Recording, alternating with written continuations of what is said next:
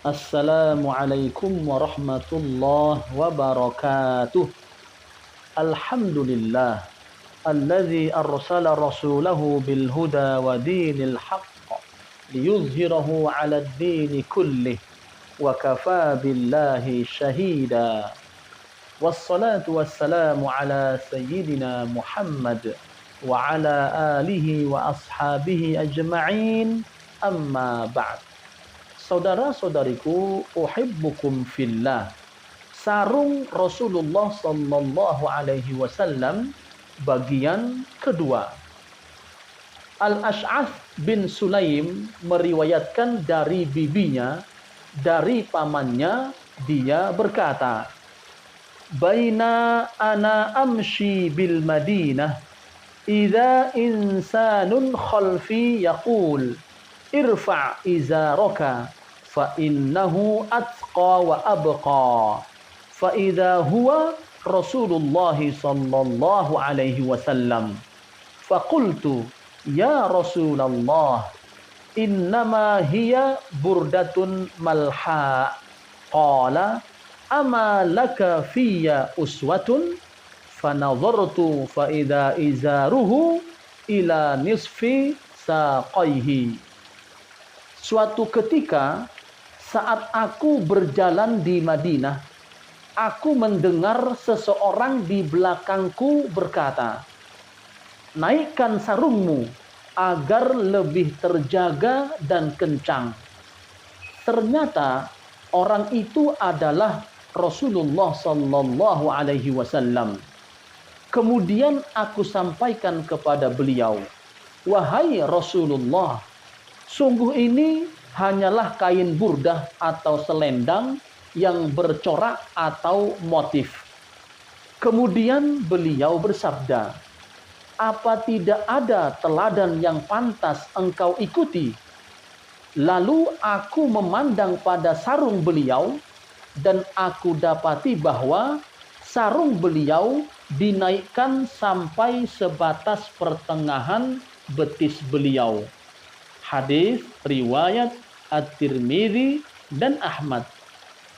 Saudara-saudariku yang berbahagia, dalam hadis ini terdapat pedoman Rasulullah sallallahu alaihi wasallam di mana saat memakai sarung kita wajib menjaganya agar tidak menjulur karena kendur ikatannya. Hal ini dapat kita pahami, biasanya sarung yang menjulur itu karena kendur saat dipakai berjalan. Demikianlah beliau alaihi salatu wassalam memerintahkan, "Irfa' izaraka fa innahu atqa wa abqa." Berarti, naikkan sarungmu agar lebih terjaga dan kencang. Lebih terjaga dengan menjaga hubungan antara hamba dengan Robnya melalui melaksanakan segala perintahnya dan menjauhi larangannya. Wa abqa berarti kencangkan sarungmu.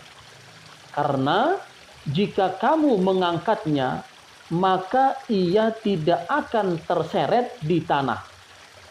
Dalam beberapa riwayat lain disebutkan dengan redaksi fa innahu atqa wa abqa.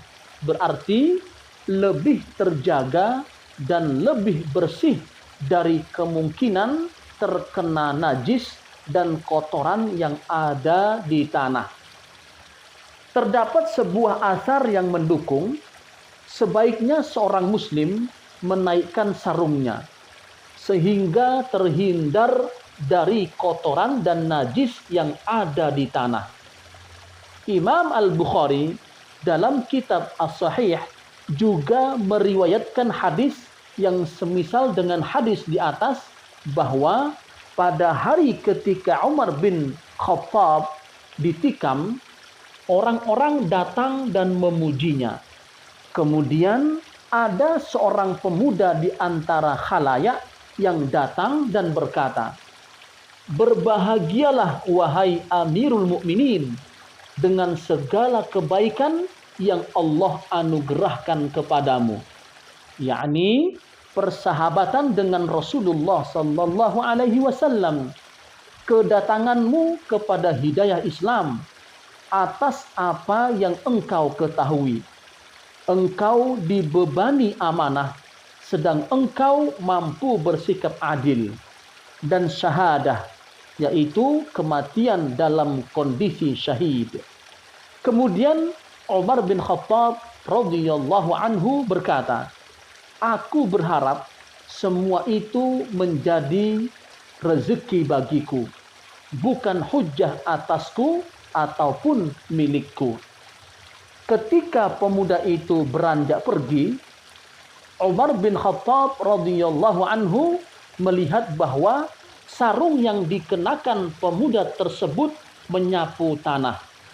Ia berkata, bawalah pemuda itu kembali. Setelah pemuda itu kembali, Umar bin Khattab radhiyallahu anhu berkata, wahai putra saudaraku, naikkanlah pakaianmu, karena yang demikian itu lebih menjaga pakaianmu dan menjadikanmu lebih bertakwa di hadapan Rabbmu.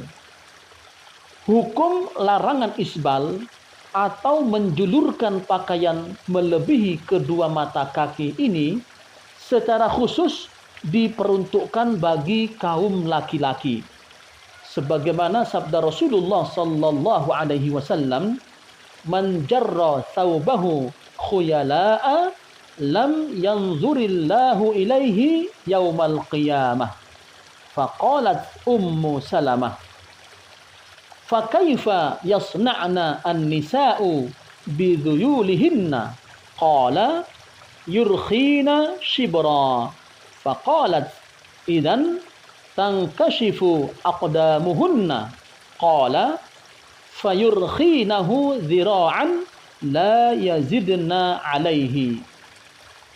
Barang siapa menjulurkan pakaiannya melebihi mata kaki dengan sombong, niscaya Allah tidak akan memandangnya pada hari kiamat.